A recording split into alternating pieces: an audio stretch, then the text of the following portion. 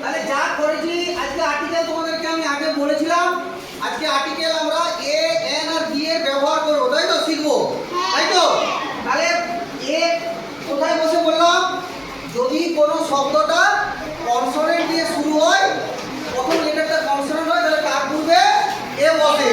আর N কোথায় বসে? যদি শব্দটা প্রথম লেটারটা ভাওয়েল হয়, তাহলে তার আগে এন বসে, তাই তো? তাহলে আমি একটা উদাহরণ দিচ্ছি, বলো তো দেখি। টি আর ডবল ই, ট্রি। তাহলে এর আগে এ বসবে না এন বসবে? বিক্রম বলো। টি আর ডবল ই, টিটা কি ভাওয়েল না কনসোনেন্ট? টিটা কি